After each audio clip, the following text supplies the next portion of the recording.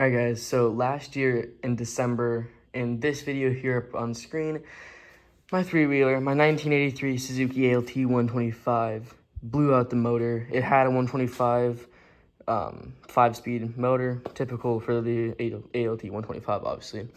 It blew up, had no compression whatsoever, and so I tore it out. And I wanted to keep the frame because I really enjoy this frame. It's a lot of fun to wheelie and whatnot, so I want to do a motor swap. And I want to do a Predator 212, but I've been spending my money on some other builds I'm working on. So I was at my detached garage, my second garage, and I found this old pressure washer. It's a Craftsman 950 208cc engine, Briggs & Stratton. And we don't use it anymore because last summer it stopped working and we got that one. So I went ahead, dug it out. I just took the water pump off the bag, it's right there. And then this was the oil. You can see how watery that is. That is because gas was getting the oil.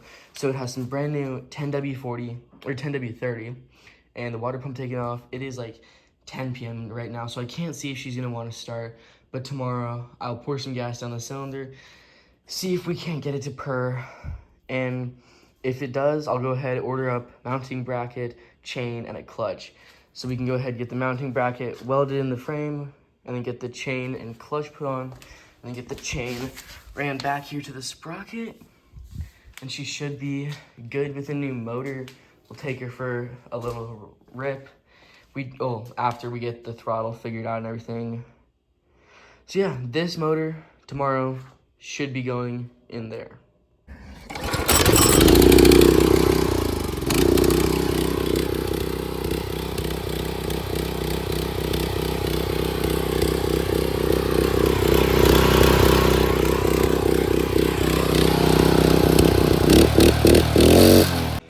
So I'm gonna go ahead and grab my pressure washing setup. If you guys can see, pretty nice setup. We're gonna go ahead, wash the engine, wash the three-wheeler.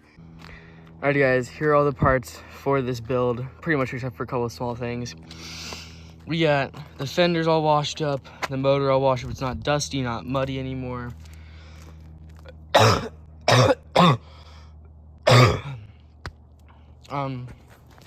We got the frame cleaned.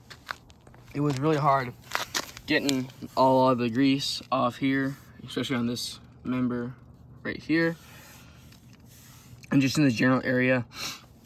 But it is all clean now, so we gotta wait for everything to dry. Then I am gonna pull the motor out and kind of test fit it in the frame. I do need to cut these brackets out right here for the old motor mount. Okay, so really bad news. I don't know what happened, but well, shit, maybe that's why I locked. Look in the spark plug hole.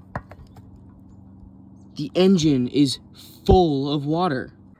Okay, actually, that's gas. All right, well, with the spark plug out, I spin the engine over a couple times, got all the gasoline out. I don't know what happened and why there was so much gas in the engine. Okay, literally, I filled the oil up and I tried to pull it over to like get the oil circulated throughout the engine, and it started.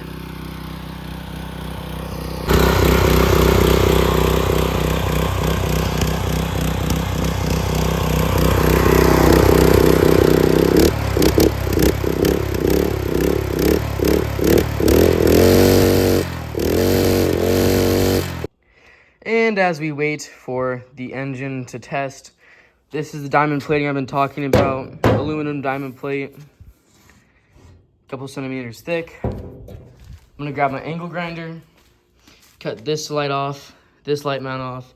I'll mock it up. I'm not sure how I'm gonna attach it, saying you can't weld aluminum to steel, at least with the welder that I have in that drawer. So, we honestly might be using hose clamps.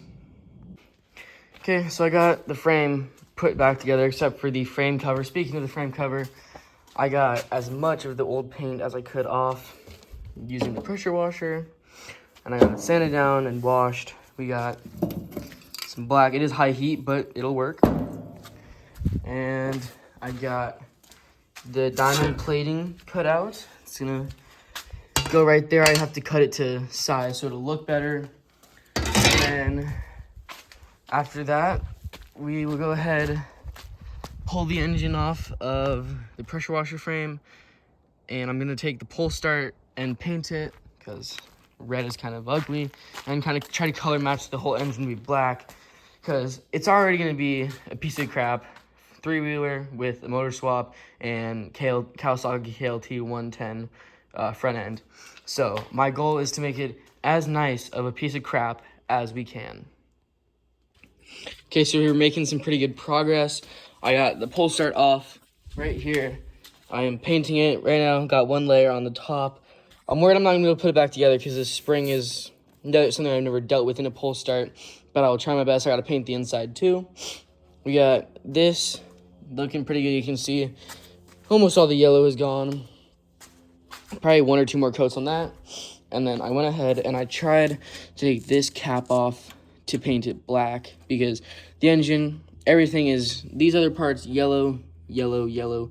Not that big of a deal because the back fenders are yellow. Black, black, black, black. Not that big of a deal because the frame and fender is black. But I do want to get rid of all the red, so I'm going to just wrap some newspaper around the back here and try to paint it the best I can. So I'm going to go ahead and just finish this up, get these parts done and whatnot so I can get that motor out. And then we'll be good, and I'll just pick you guys back up when all this stuff is painted and that motor is out and sitting in the frame. Alright guys, well I got a little bit more work done.